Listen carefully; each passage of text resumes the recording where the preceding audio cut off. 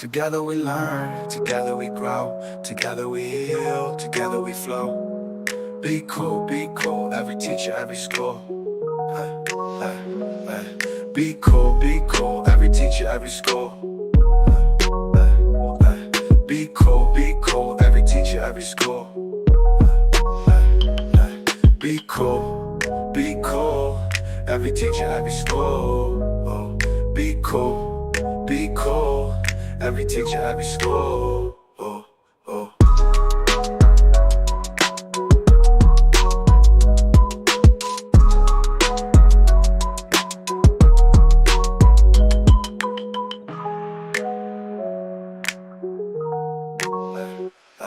Be cool, every teacher. Good evening, everyone. My name is Todd Scholl. I serve as the lead learner of the SCEA Center for Educator Wellness and Learning. We call ourselves Cool, and you can find out more about us right here on the website at cool.us, that's CEWL.us. There you'll see all the live streams we do, all the information about our Cool Induction Institute, Cool Coaching, all the videos that our members create, information on retreats, on our docuseries. There's just tons and tons of great resources on there. So please head on over to cool.us. And of course, we wouldn't be here without a grant from the National Education Association and support from their affiliate here in South Carolina, the South Carolina Education Association. If you're interested in joining that union, you can do so right here at jointhescea.org. And you can do that right now. It's a great time to join because you don't pay any dues until September. So you can jump in right now in May and get May, June, July, and August at no cost. And then your dues would start in September. So it's a really great time to join and give us a shot and learn what we're all about and all the benefits that the SCEA and NEA have to offer you, including that liability coverage and tons of NEA member benefits. So hope that you will check out our sponsor tonight. So tonight we have two of my favorite people. They are both cool content creators. Pete Stone does Cool Vibes, and some of you may have seen the videos that he does. They get lots of engagement, lots of views, and also Cool Books with Cassie Owens Moore. Cassie is a school librarian in Oconee County. And they wanted to come on tonight because Cassie wanted to promote Pete's book called I Love the River. And thematically, it talks about issues that I think Pete and I both cover in different ways. Pete through Cool Vibes and through my docuseries and through some of the things I write about on our website. We talk about the importance of living with intention and slowing down and really sucking the marrow out of life. Really inspired by folks like Thoreau and really trying to just get people to think about the pace of life and also how we are working with kids and how we are spending our lives, and maybe how society is just maybe sped up a little bit too much, and maybe we need to think collectively about slowing down. So without further ado, around the author, Pete Stone, and the person who suggested our live stream tonight, the wonderful and talented Cassie Owens Moore. How are you both doing tonight? Great. I am doing great now that the great, Chromebook fiasco is slowing down. Okay. So let's first of all, I want to thank you both for the content that you both create. It's been amazing. Cassie has been really brave in talking about banned books and also talking about books that support different communities that are often marginalized. When it's Black History Month, she highlights books that highlight Black history. And Pete, your videos really, I think, get people in thinking about issues in different ways. And the one that's being released tonight, I think, applauding administrators who don't force teachers to turn in lesson plans is just the kind of stuff that we need to hear from, because there's these big bills and issues, but sometimes it's these little issues that add up to create a lot of stress in educators' lives. So just want to thank you both for the content you create. Well, thank Yeah. you. Thank you. Yeah. So if those who are interested can find Pete's work on our website at cool.us/vibes. You can every video he's ever made is on the website, and then Cassie's videos are also on the Cool website at cool.us/books. Let's though get into tonight. We're calling this session "Finding Peace and Joy," which I think is something near and dear to my heart. Cassie, you suggested it. What was it about Pete's book, "I Love the River," that you felt was worth promoting to folks tonight? Well, first of all, I am a huge fan of Pete Stone. I am just, every video is so good. You have a way of, one of my professors used to call it practicing word economy. You just say what needs to be said in a very powerful way, which is something I admire because Todd can tell you. I can go on and on about books. As a matter of fact, like I've got like 3 videos I need to send, but I'm like, they're so long. Like, who has time? But I kind of get mixed up in all of that. So I'm just a big fan of what you say and the way you say it. And then this book, it is just, oh my goodness. So when I said you should write a book, and then you're like, oh, I wrote a book. I had to get it. It's so calming. It's just simple. And again, I think it's that practicing word economy. You don't need a lot of words to, express yourself and to give this really calming message. Really, this affirming message. Like, I love the river when I'm with you. What a kind thing to say to someone. So it's not just, I love the nature, or, and not just I love you, even though, that's kind of the sentiment, but it's something about putting those two parts together. When I'm with you and when I'm with nature, it's like everything else just kind of fades away. And it's so calming, and it sits on my coffee table. My son was just here visiting me for Mother's Day, and he's like, "Oh, this is really sweet." And I was like, "It is very calming." It's just simple. But I didn't expect anything different from you, because your videos, like I said, you just have a way of saying a lot without using a lot of words. Has that always been a skill for you? Well, I think taking time to reflect on what to say and speaking slower helps to not reactively speak, but speak from a place of peace and source. And so the benefit of those videos too, of course, is I can edit out all the extra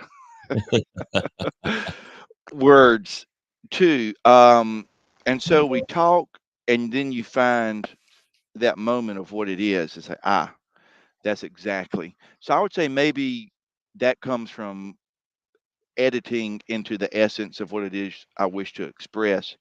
Uh, but I love your work as a librarian. You're right in the crossfires now of our crazy society. So pointlessly, I grew up with the heroes LeVar Burton, and I saw a meme that Sesame Seat didn't become woke. You just grew up to be a jerk. And that's the way I feel about it. So thank you for speaking the truth and doing it. I'm sure it takes tremendous courage, but you do it in such a natural way that I always tell people when someone's really great at something, they make it seem easy. So you make it look easy to stand in that place and share the truth. But I know that is not easy. And so many people are shying away. So it's such a blessing having you speaking for librarians all across the nation. And so I admire your work. And I think too, speaking of short or long videos, there's a place for both of them. I edit mine down, but there are trends showing that people are engaging because we're hungry not just for short sound bites and stuff, but someone just talking from the heart and soul. So I love your videos. So keep sharing more, even if they feel too long, because that's real and it's coming from such a beautiful place. Well, thank you for that. Thank you. I just always feel bad. for Todd when I send these videos, and I'm like, I'm sorry, I just keep going. But yes, what inspired you to just write my book? Well, what inspired me to write this book was a few things. One, I have to give credit to one of my mentors, Vivian Ayers, who wrote the book Hawk right here. Hawk is a phenomenal book. Vivian Ayers was recognized by NASA as one of the women of Apollo recently. And when I was in medical school, she wrote me a letter cussing me out for being in medical school. Her husband was a dentist, and so she saw that life. And for her, this book is very much a documentation of her journey to the sun. Now she speaks strongly of metaphors, so if it's about going to the sun. As if you tell her, "Oh, is there light going to the sun?" She said, "No, no, no. I went to the sun." And say, "Yes, ma'am." And it's about finding a place of peace and freedom that is immovable, that's truth, that cannot really be spoken about directly. It has to be poetry is the language of beauty. And then I found a quote that kind of speaks my inspiration for writing this from Rumi, the Sufi poet, that in your light I learned how to love, in your beauty how to make poems. You dance inside my chest where no one sees you, but sometimes I do. And that sight becomes this art. So that moment where we break out of thinking, thinking, thinking, just to I wanted to find some way of expressing that, capturing that, to share it with my children and with all children, because as I said on the back cover too, only through the child of a heart can one enter the kingdom of heaven. And so I wanted just to express that uh, wonder that at one point in all our lives is so intuitive, but somehow it gets taught out of us. We lose that ability to just go to the river. And so this is a book as a reminder, I guess, for me, first and foremost, that when you go to the river and you connect with the river, you are connected with absolutely everything, everyone, and everywhere in its truest form. Langston Hughes's wonderful poem about the river, I have known rivers, long, dusky rivers. My soul has grown deep like the river. And so the river is a metaphor for our connection through ancient, ancient past, for the distant, distant future, but it's all living right here now. And you just feel that. And when you enter into that place, time, space goes away and you just are. And I wanted to share that piece um, with others as a reminder, hey, go find your river and enter into the kingdom of heaven as a child does. So, I One of love the one of the things that I love about this conversation is Cassie came to our retreat last summer, and it was right by a creek that runs down through the mountain. And what I think you're getting at is what we try to get at these retreats. And I think sometimes we don't really, like in education, we're so busy talking about externalities. Like we're talking about legislation, the different things that are happening in at the state house or policy, and all of that's really important. You know, all that practical, pragmatic stuff is affecting educators day to day. But I think this conversation around what's going on inside of us, what's going on inside of educators, and really the systemic, some of the systemic issues that prevent us from living in that kind of flow state, that state of just being. Um, and so I don't know, Cassie, maybe you can talk about how that experience at the retreat, not trying to self promote here, but like how that experience kind of correlates to what I think Pete's trying to get at in his book. Oh, absolutely. I'm having problems with my sound. Can you hear me okay? Yeah, there's just a little bit of static, I think. I don't Is know. it still? Yeah. I'm not sure what it is. It almost sounds like a hissing kind of electronic sound. Really?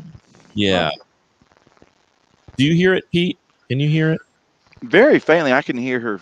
Yeah, I hear you. I hear you fine. Yeah, It's just a little bit of statics, but let's just keep going. well, I yeah. apologize. It's all good. Just who No, it's not knows bothering me. what's So yeah. happening. Hmm. I promise you, it's not a TikTok trend or anything Oh, over it's all good. here. Nothing like that. But yes, going to the retreat was absolutely amazing. I am someone who has a tendency to just go, go, go. And I've been working with a therapist, and we talked about how it's a trauma response. So it's like my body's way or my brain's way of saying, I don't want to deal. So let me just put more things on my plate so I don't have to. Hmm. I still struggle with that a little bit, but I recognize it now. I didn't even recognize it before. And so I didn't even want to go to the retreat because I didn't feel like I had time to go to the retreat. And the whole time I was driving there, I was like, this is weird. I don't know these people, and they're going to be all touchy feely. And I don't know if I'm in the mood for that. And then I get there, it was just the calmness, it was the Yeah. quietness of being there in nature. And there really was just this little river kind of running behind our little tiny home. And I just sat on the rock and I thought, I don't have time for this. I do have time for this. And, Todd and Jelena, they just took us through these I say exercises, but not really, just mindfulness practices to slow down and to notice where you are and to walk with intention and to talk with intention and to eat with it. I mean, just all of these intentional things. And I came home from that retreat and just immediately started emailing people and saying, okay, I've got to get off this and I've got to stop doing this. And because I didn't want to, I wanted to hold on to that as long as I could. Now, Todd, you'd be a little disappointed. I got busy again, but I also recognized it again, and so I had like 5 things lined up for this summer, and I just started taking them off. It's like I can't do this. I Right. can't function this way, um, and I think that I think it's something that people who are very passionate about what they do or just about their families or all these things, they don't seem like a lot of things because you love them and you enjoy them, but it's still a lot. And that was one of the things that I love so much about Pete's book, is just because it was that slow down. I love the river when I'm with you. When my son was here, and he lives in Kentucky, he's in school in Kentucky, I had so many things. Like it was an unexpected visit, and I thought, "Oh no, Miles is here. I've got to." But then I thought, "No, my son is here. I can kind of slow down. Like I don't have to attend that. My son is here," and that was really powerful for me. Yeah. And it's a for me a constant challenge because the pace of just society in general, just like for example, like I had a fraud thing on my checking account.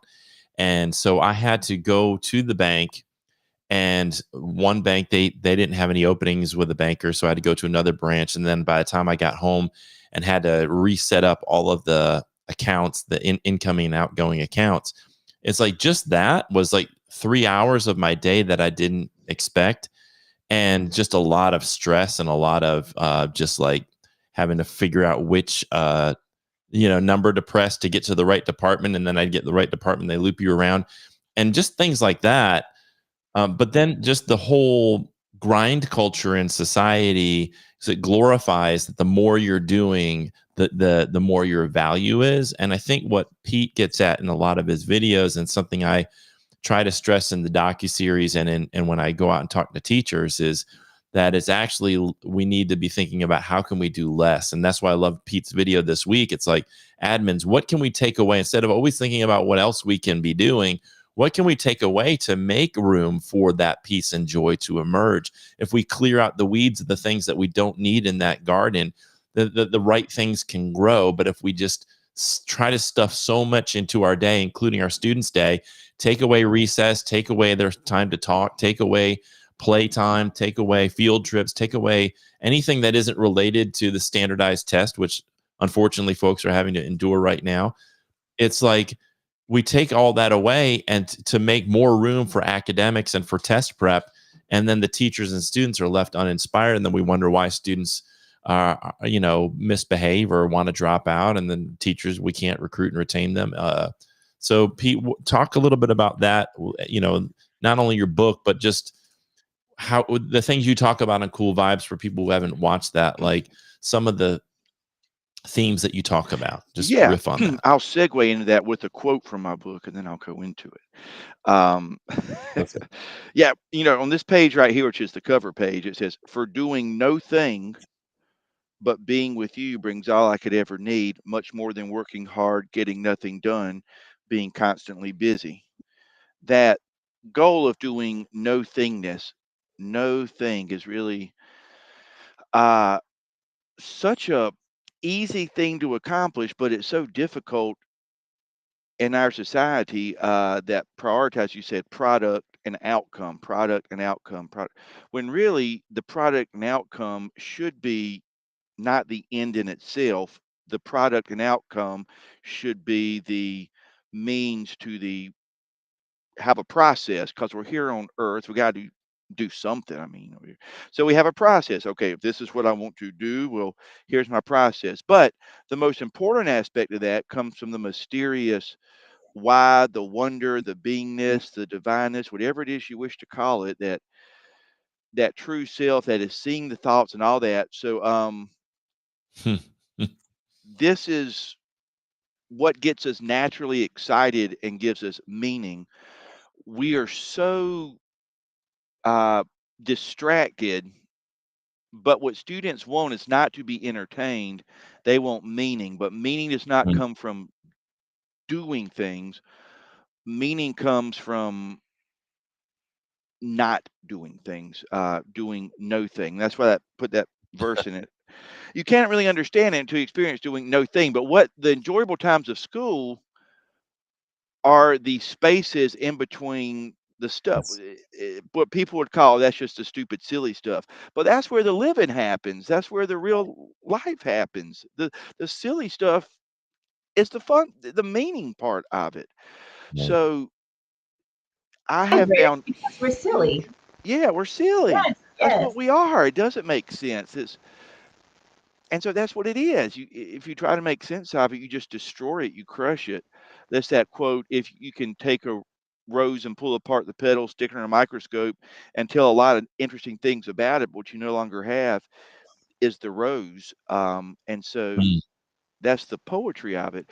And in my class as a teacher, it was a struggle to get the ability to do hardly anything, but I trusted my students that they're already a wonder. I tell them the first day, each of you is a divine miracle, a wonder beyond my comprehension. It's already within you. And my goal is by the end of this class for you to see the own wonder within yourself and shine that light. And in order to do that, people say, "How did you get such good test scores?" And I say, "It's not what I did, it's what I didn't do." Because the wonder and the meaning and the beauty is already there within each child. We take walks, we just sit outside and stare. Um, I can't describe what we do, because if you try, well, what do you do?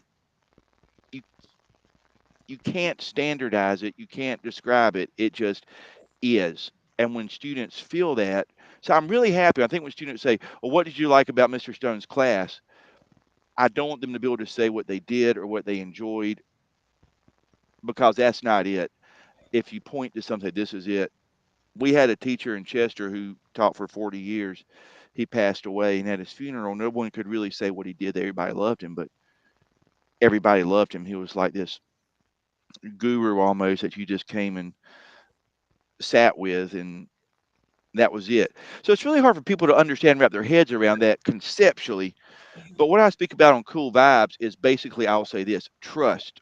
We are human beings, not human doings. And we get so fixated on do this, do this, do this, do this.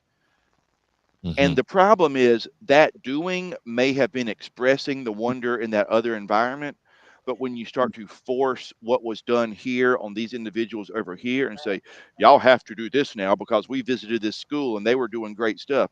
That's great. I'm sure they were, because they were free. It emerged naturally. But when you uh, colonialize another school, so to speak, and force that upon them, Mhm. you've crushed it. You have to allow it to be organically. Last thing I'll say about this, see, I'm not always concise. I find it, and then I edit it. But the heart of it is this: we put so much effort on data and the product and the outcome, and the human joy is a byproduct of that, that may or may not happen.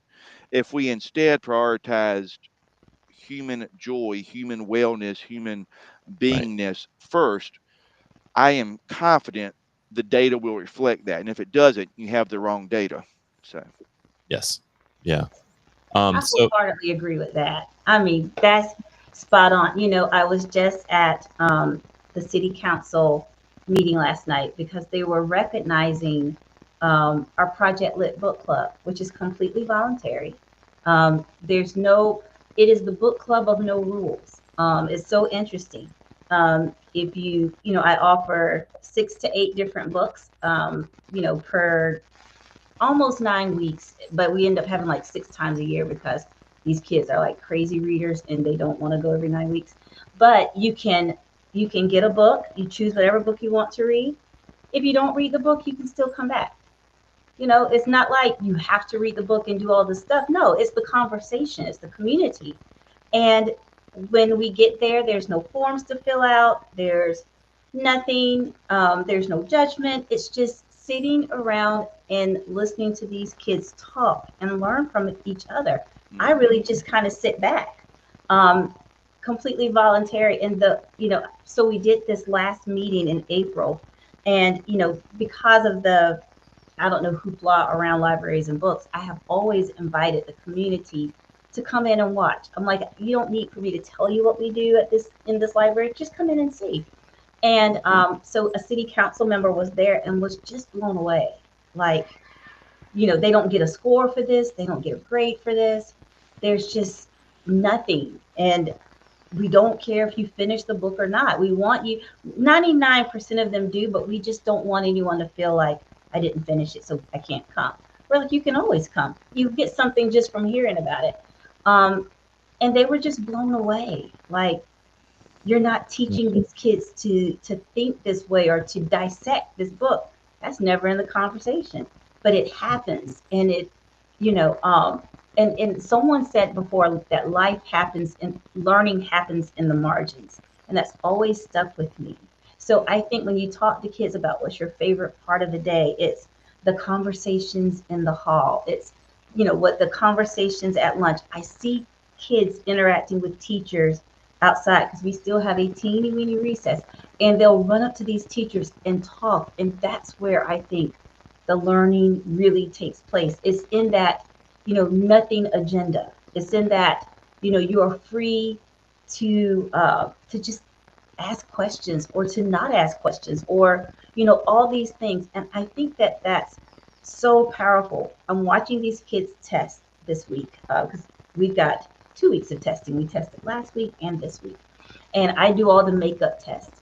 And just to watch the anxiety, to see these kids kind of sweating bullets, and or having to wake kids up. I see everything in between, and I so badly walk around. Well, I walk around. I give everybody Starburst because that's my love language. But I so badly want to remind them, you are not a score. You're not a score. This is a test. It's you know, it is what it is, but this isn't you. This doesn't define you. This isn't all of that. I wish we could go back to Fields Day, art, projects in the hallway, chalk art outside, because I didn't grow up, and I'm thinking, I think I'm older than you guys, but not by much. But we didn't grow up being so tested all the time. I think that there is a deep correlation that no one on an educational front will do, because it'll show that the behaviors and the attitude and all these things have lowered because the number of tests have increased. We Yes. test the pieces. like two Yeah. pieces. Yeah. The I appreciate all that, Cassie, and I agree with you that that's and the thing that's interesting about the testing issue is that it does seem to be not a partisan issue. Like when I talk about test, I mean, sometimes when you talk about book bans or vouchers, that can be partisan. But when you talk about testing and you bring that up and say, I think kids are taking too many tests and they're over tested and standardized testing is kind of damaging our schools. I mean, I've people from the far right to the far left who will like and agree with that. So I agree. And the thing is, so my big issue is standardized testing. It's not because I'm against assessing students. It's because it became the tail that wags the dog. So everything that happens in a school, the algorithm is set up to prioritize how we're going to prepare kids for the test, and anything that does not that leadership doesn't think is going to lead to greater test scores either gets eliminated or deprioritized.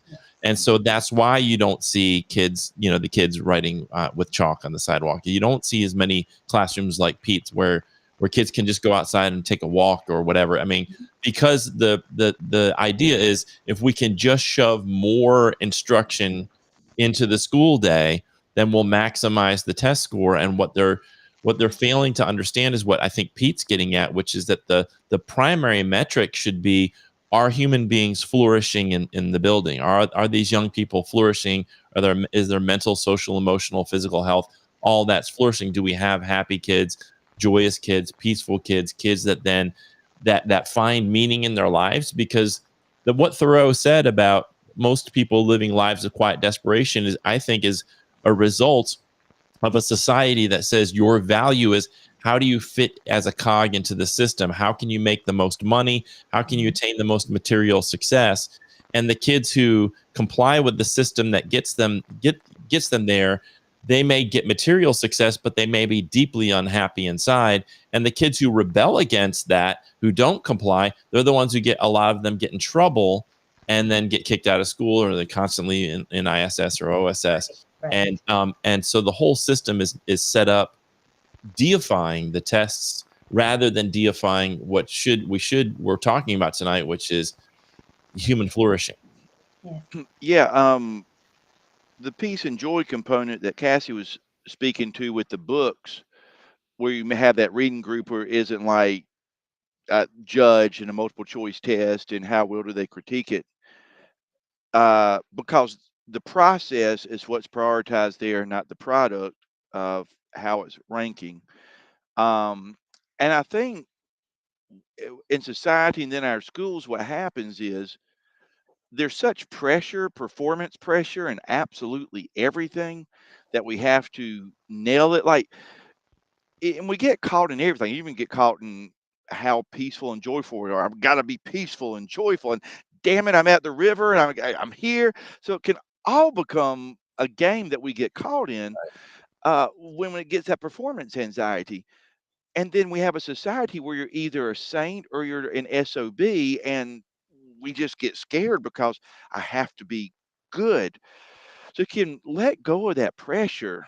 And Yeah. did it with your students. I do it with mine too. I said, it's not about being good or bad. It's about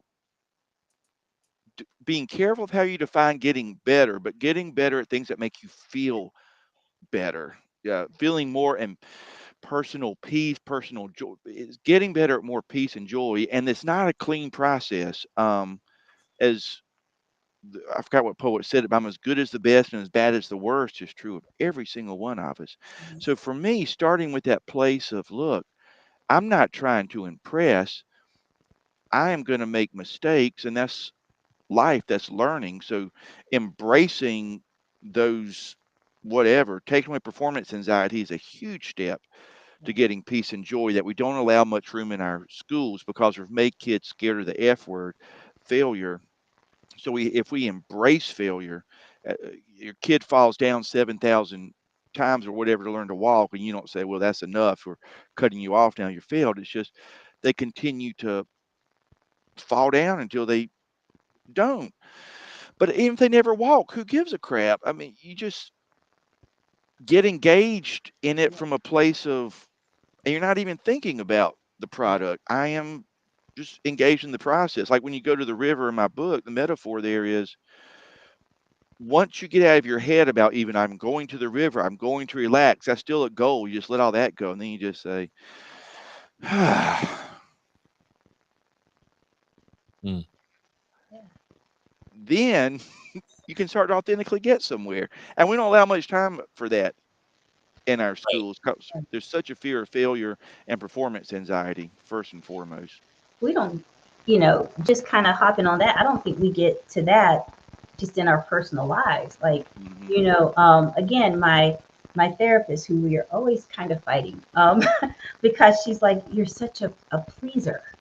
You are such a pleaser. And, and she's like, and there's a root cause of that. But, if we can just get you to the point where you don't feel like this is what you have to do. I mean, fortunately, I love my job. I love it. But she was like, but it's okay to say no to some things. It's so you can love your job and still say, nope, it's 4 o'clock. I think I'm going to leave now.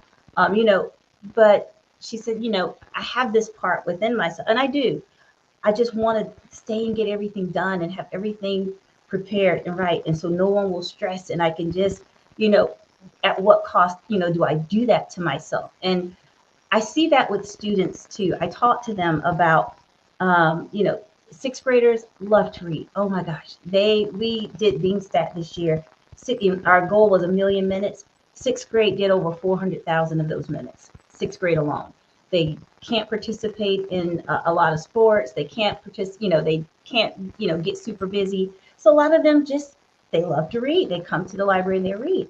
As kids get older, um, they don't disappear because our eighth grade was really strong, but our eighth grade was like 270,000 minutes. And so I was asking some kids who I remember sixth grade, they were like my number one readers. And I just say, what happened? They're like, oh, I got so busy. I do soccer, I do piano, I do this, I'm in this, and then I'm in this honors, this, and it's good stuff. I'm not saying that any of that stuff is bad, but it's just the look on their face. Like, I remember coming to the library and just hanging out and reading, and that was, like I didn't have to run around and do all these other things. And I think that we all kind of get caught up in this busyness or this pleasing, because some of the kids I've talked to, they don't even like all the things they're doing, but they're just doing it because Yeah.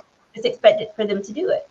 To that point, when talk with students, I prioritize like, look, try to focus on two things. One, things that you naturally enjoy doing. Now, these are not things you have to think about because you have to think about, do I enjoy doing this?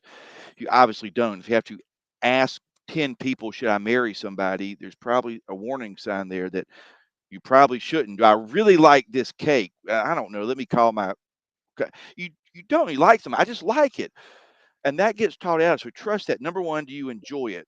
That's not something you think about. Number two is you might not enjoy it, but you need to do it in order to get to a place of something that you truly do enjoy. Now, this is where a lot of people get stuck because they end up, as you're saying, doing too many things they think they need to be doing to get to this other place that they don't. And it's so liberating to say, I don't really need, for me, it took me a while, but I don't need to go to medical school to be a doctor. Um, and that was such a liberating thing. I passed the board exam, got in the clinics, and I realized how many miserable medical students. Now there's some happy ones who too, but there are so many miserable ones. And that's when the poet emailed me or mailed me a letter cussing me out to come back. So once you let go of things that you don't enjoy doing and you don't need to do, now you have the space and the time to be. Now there are a lot of times that we get stuck because no matter what you enjoy doing, there are going to be inevitable parts of it that just aren't fun that you have to push through. But that's where I focus on the process to get you to a better result. But that's tricky. Be very careful about just assuming I need to do this to get to some other ultimate level in life because too many people get caught in that lie. And before you know it, like you said, they don't really enjoy doing any of it. I So, think, and go ahead. sorry, go ahead. I was going to say that, like, one of the things that you're getting at that I used to talk with my students about is we we set kids up for a life of always looking at the next step as the purpose of the current step. So Hmm. in other words, like, your education is so that you can get in, you can get into a good college. You can get into a good college so you can get a good job. You get a good job so you can get a raise or a promotion. And and then I always told my kids, I'm like, you do that throughout your entire life, then you just get to retirement. You're 65, 70 years old, you're retired. How much time do you have left? You spent your entire life dedicated to the next step instead of enjoying the step that you're on. And this is, to me, is one of the biggest things that we do to kids. Is we essentially steal their childhood to to meet the arbitrary goals that adults have set on them about what it means to be successful, what it means to for them to have a meaningful life. And we don't start with the place that you're talking about, Pete, which is, let's start with, what is it that these young people are really curious about? What do they have inquiries about? They have this natural desire to learn and to find out about their world, but we take them through a pacing guide and a rigid curriculum because that's what we've been told kids have to do. And then there's no freedom for the teacher, no freedom for the student. It's all like a program to get them to the end of a journey at the end of their senior year. A lot of these kids are graduating end of that journey, never having really honored their curiosity, other than maybe they got to take an elective or an exploratory class, or maybe they got to go be a part of that book club or whatever, but they never really got to really follow that path. And so they're now indoctrinated into I hate to use that word, but into the idea that their life is about, like what you said, Cassie, appeasing other people to get the things that they want, instead of really examining their own life. I don't know if Socrates or Aristotle said the unexamined life is not worth living. It's like they're not taught to examine their own life and really follow that passion, regardless of how much they're going to get paid or what kind of material success they're going to have or how much fame and fortune. It's finding true meaning. And that's why I created the docuseries, because that's what those schools are doing in Floyd, Virginia. Those schools are actually prioritizing listening to the kids and letting them following their natural curiosity. And those kids end up, if you trust them, it's like a seed that if you plant a seed and you give it the right water and the right conditions, it's going to grow into whatever it's going to be. Hmm. But if you sit there and you try to put a bunch of fertilizer on it and force it to be something that it's not, it can't grow into what it's intended to be. And that seed of learning and curiosity and beauty that you talk about, the miracle that's within each child, I think unfortunately gets squashed out by the system. Well, yeah, one of the big, and people don't mean any harm with this question. It's not like you should feel bad if you ask this question. I ask it too. But we always ask kids, what are you going to do when you grow up? What are you going to do? What are you going to Right. do? It's all about doing. And that's not what you start like being. Like, who are you? You just are. Be. Um, it's become a popular quote now, but be curious, not judgmental. And we learn not by having answers, but by asking questions and then not judging those. And that question leads to another question. So I think learning, shifting from this is the answer to what are your questions, and then seeing where that leads. And again, putting what are you going to do can be helpful for coming up with the process. But the doing is the least important, arbitrary, who gives a crap goal. That doesn't matter at all. That's just there to be engaged in some process. And when you're full, that's what it's about. So I've tried to refrain from what are you going to do to the interesting thing is when you say, who are you? That's not something you can really answer either. Like, who are you? Or even, why do you want to do that? And that's not something we can have a literal calculated answer Right. for. It's just an expression. It's something we can bring awareness to. Be aware of what, when you feel alive, be aware of that moment. And then those are things that you can try to repeat and ask questions and go further into. Just bring awareness to your aliveness, bring awareness to when you have peace, bring awareness to when you have joy, and live in that space of that's where the abundance is, not in whatever manifests from it. Right. And when kids come into the library, and I'm not trying to make it all about the library, but it is all about the library. Well, you're a Um, librarian. the one of the things I'll ask them is, what do you enjoy? Mm. What do you like? And I said, don't give me the teachery answer. I mean, just what do you like? If it's gaming, if it's music, I mean, if it's sitting, just what do you like? Because I said, in knowing what you like, that kind of helps me find books you might like. That helps me, order things you might like.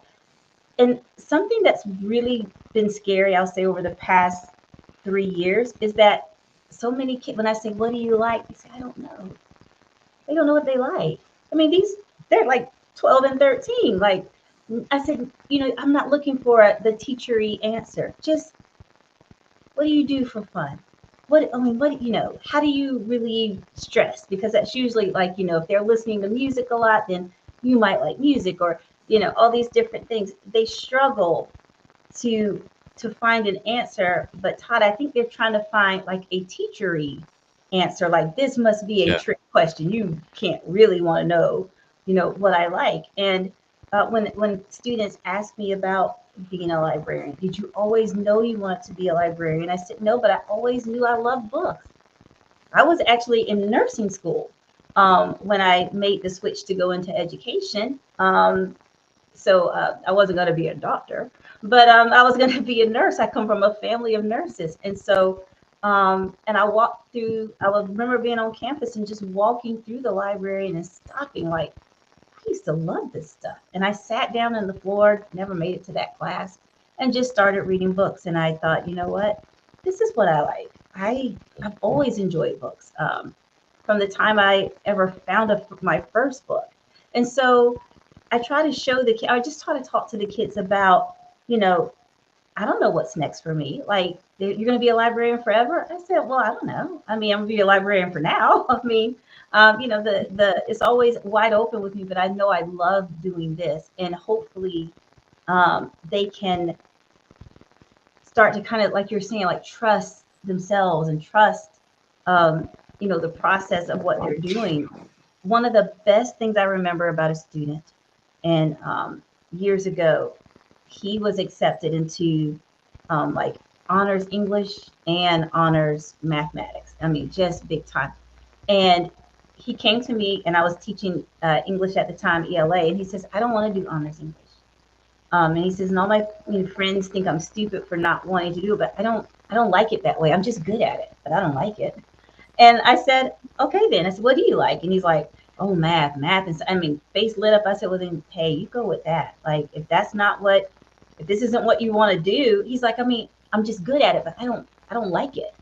I Right. don't like it. And I felt like that took a lot of bravery and that took a lot of self-awareness to be able to say, you know, all of these things. And he asked me if I would call his mom and explain this to him because to his mom because she wanted him to take all these honor classes, but she respected it. Once I just kind of told her, she was like, okay, that's fine. But I don't think that happens enough where a student says, I Yeah. don't want to do this. Like, Right. Yeah, that kind I think part of writing that book about when you get in nature, I love when you get in nature, you get away from a lot of labels that have been slapped on you from society. So you kind of have a freedom then to explore, not out of fear or out of imposed limitations. The standardized testing trap is you get a bad grade at a young age and you think I'm a bad student. And this starts to enforce what you think you can like or not like, enjoy or don't enjoy, because you're not thinking about it from true sense of self. You're thinking about it from your experiences of having these negative experiences associated with what people say are successful. So you start to think, well, I'm not successful. So you start to envision yourself not doing successful things. Um, and what you said started at Young said, until you become aware of what you're unaware of, it will control your whole life and you'll call it fate. And so when you start to bring awareness to these things, it's freeing. So one of the freeing things about nature is you're not being judged, you're not being limited by who you think you are, who you think other people think you are. You just are. And with that kind of space, I'm not worried if I'm good at said thing. I'm just going to be curious and do something with it. Okay. And then create an awareness that quite often people who think of themselves as successful or unsuccessful in any field always usually have the initial same experiences. The person who thinks of themselves as unsuccessful defines those initial failures as Right. uh, validation that I know I suck at this. A successful person who thinks they're successful says these are, they may not even think about it in terms of did I do well or not do well. They just did something, asked questions and kept doing it, asked more questions and kept doing it. And whatever you explore from that natural place, not surprisingly, you start to get better at because you spend more time doing it. But we eliminate people from naturally being pulled Yeah. into a flow of doing if they don't hit these X, Y, and Z benchmarks by a certain point, because now we have to give you a label, and now you'll live up or down to that label, um, and then it's destroyed. It's not from an organic place of exploration. You can see the loss of wisdom that kids develop. There's almost like an they unlearn how to live, how you're talking about. What they learn is to seek validation externally instead of living within themselves and deeply connected to that awareness, that substrate awareness that you're talking about. They become then lost in the thoughts about who they are and who other people think they are, and then they're trained to seek the grade, to seek the SAT score, to seek the award, to seek the, I'm going to be captain of this, I'm going to be homecoming queen, whatever. They seek to add to the ego, which is just this artificial sense of self. They seek to add layers onto that because that's what society tells them. That's how you're going to be good. That's how we're going to accept you. And I think that's an evolutionary thing to be accepted into your tribe, but it's actually psychologically damaging because they forget how to just be naturally joyous, which I think is the default state we're all born with, and we just forget it. And then we get to our adulthood and realize how we're living that life of quiet desperation, and then we have to go to a retreat to figure out how to have the wisdom that we were already born with. Yes, do no thing, and then Yes. it returns. Pete, I want to tell you, first of all, I'm going to read your book again in a different lens because hearing you talk about it just makes me kind of want to go back to some things that I was thinking that it was about before, and to look. That's a good book. That's when I read this, I did. When I read it, I emailed Todd. I was like, "This is a really good book. We need to talk. Can we talk to Pete Stone?" I knew that there were just late. I just knew anyway. I want to share with you my favorite part of this book. Okay. Uh, I said if I ever write a book, I would want someone to tell me the part that stands out to them. And this is my part. And it says, hold your breath and swim, swim, swim until your hand hits the forgotten sands of the hidden road. Gaze through the muddy murk at monster fish, dinosaur bones, and pirate treasures left long ago, um, pulling up from the shadowy, but then push away and kick quick, pulling up from the shadowy floor, breathe the fresh air, and then mosey on over to the muddy shore. I don't know. I love that part.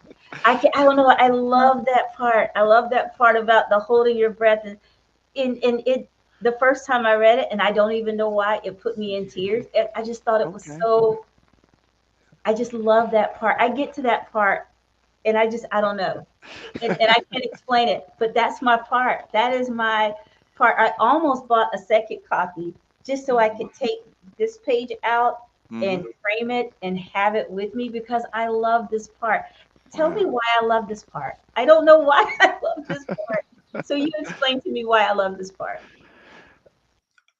Okay. I would it first off. Can't explain exactly why because that would not be it. The Tao that can be named is not the Tao. So it's a mystery and a wonder. I think there's something about the essence of childhood of finally just jumping and leaping into water, and water has long been in our psyche as that kind of element of diving into the subconscious. And when the child dives into that, and then you find these treasures and dinosaur bones, these things that children, we all the child always romanticizes dinosaur bones, the pirate treasure on the hidden road. We live in an ancient world with all kinds of treasures and wonder. There's that quote from Rumi I put in there, maybe there's beauty all around us, but we think we have to be in the garden to see it. Where really you get caught in that moment if you just jump freely without thinking the performance, just dive into the Mm. water, and then you're cleansed. Woo! And then you find the treasure. And there's still some scary stuff in there, subconscious. So you got to swim like hell to get up out of it too. There's lizard man down there, right, and the monster fish and stuff. But these are the things that excite us too, cause the only a demon or something like that is just we haven't really explored what it is. So you give it its space, and then it's not a demon anymore. So Right. it's a cool little thing. And so then you come back up and you have successfully dived down into the subconscious, claimed your treasure, and came back out into the world with it to say, I made it. And now I'm not returning back to the lesser self I was before. I'm now more a truer form of my true self. Now I have dove into the water, found this treasure, and was able to return with it to be a real, more realized version of my true self now that I'm up here. Yes. I And love I'm going that. to take them to celebrate. It feels a lot like Gabor Mate's work talking about, that how we sacrifice our authentic self, and then we have to spend money on therapy and so forth to reconnect with that authentic self, because we've been set up to sacrifice that authenticity for attachment and for validation. That return to self is so powerful, and what a wonderful thing it would be if our education system was set up so that we don't become disconnected from that authentic self, that our school days are designed around facilitating finding that treasure that you talk about. Yeah, you get right to the edge of jumping and you see yourself jumping, and it's that conversation, say, between the head and the heart, and the head wants to keep you safe, and your heart says, jump. The Mhm. Let the fear go. Let them think what they think, because Yeah. their authentic self, even if it's messy and Yes. that's okay. It's part of it. Lose that perfection and this is a reminder too. I was let go of that need to be perfect and just explore with curiosity the wonder that you already are. And self-compassion. Yes. Having that compassion for all the Yeah. parts of you that Yes. are there, Mm-hmm. and not feeling like you've got to hide them Hide or that. No. deny them. Yeah. And you said So, you couldn't explain it why I loved it, and you did. well, we are running up at 8 o'clock. I want to honor the time. I told you I could talk to you all for, the three of us, I think, could riff on this for hours, but I want to honor the time and just say thank you. I want to put the title of the book back up for those of you who might be watching. I Love the River by Pete Stone. Where can they find that, Pete? It's on Amazon. They can Google it. I can put the link in the Yeah, description below. do that. Yeah, and Okay. I'll try to put the link in the chat for us. Can I All Uh, right. do Yeah, it something should be real there. quick? okay, you This, got it in there. this is graduation season, and you've got graduates in your life. Um, this is just this is a really good book to give for graduation. I sincerely believe that I've got lots of kids graduating. I've been invited to a couple of things, and I'm giving them a book. Like it seems like a silly, thing, but I'm gonna, write in it and hope that when they're in college or when they're, beyond or working, that they'll kind of look at it from time to time. And I'm gonna tell them about how I use it. I keep it not in my bookshelf because things get lost there. I keep it on my coffee table so that, I can just, hey, it's there. It's just a reminder. And so it would make a beautiful gift. I am not paid to give this advertisement. I did not get this book for free. Like it's just a really beautiful, simple book about just kind of everything he's talked about, just being true to yourself. It's so beautiful. Wonderful book. Thank you so much. Yeah. Thank you. Thank you for your encouragement. And when you posted on Facebook back when you should write a book, that gave me the encouragement and confidence to push on through and get it completed. So Good. it's an honor to have such an amazing librarian and lover of books to discuss it. So thank Yes. you. Yes. Thank Well, you. I want to thank you both. And again, for those of you who'd like to hear more about what's on Pete's mind, go to cool.us/vibes. He's going to have a new video. I think it came out already tonight on admins and thanking them for those who don't require submission of lesson plans. And then if you want to hear more about Cassie's work, cool.us/books. An amazing resource for school librarians and for classroom teachers just looking for recommendations for books for your students. This is a wonderful resource, and I want to thank you both for the time that you take to create that content for us. It's beautiful, it's wonderful, and as Emily mentioned, I don't know if you saw the comment that Emily said, but she said 3 of my favorite people, such great educated representation from the South Carolina, and I couldn't agree more. I mean, both of you are just shining lights when it comes to public education in South Carolina, and I'm so thankful that you exist and that you are sharing your wisdom and voice with folks. Thank you. Thanks so Thank much. you. All right, everybody. That was Pete Stone and Cassie Owens Moore, 2 wonderful educators, and really appreciate their time. And again, I just want to put the title of the book up there again. Pete's book is called I Love the River.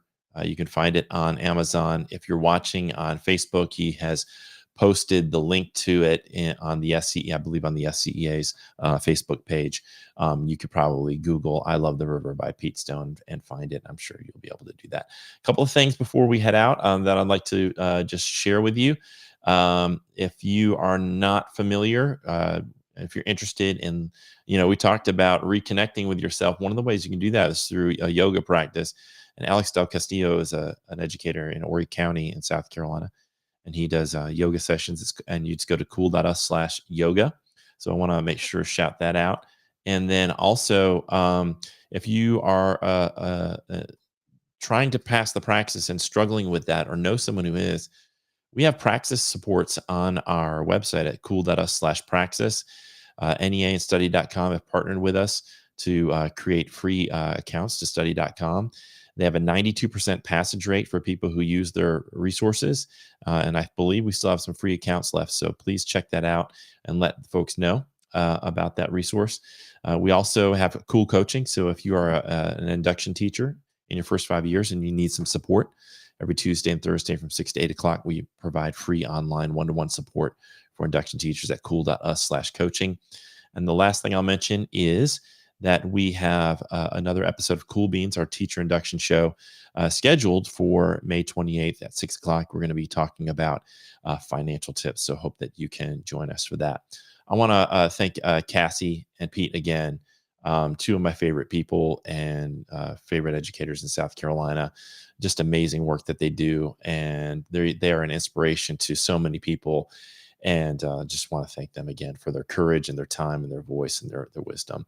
To those, let's see, we have Emily showed up. She said, you just purchased. And I think I'm going to go purchase my copy as soon as we get off of Pete's book. I want to thank Walter and Joseph and everybody else who tuned in tonight. Thank you so much for tuning in.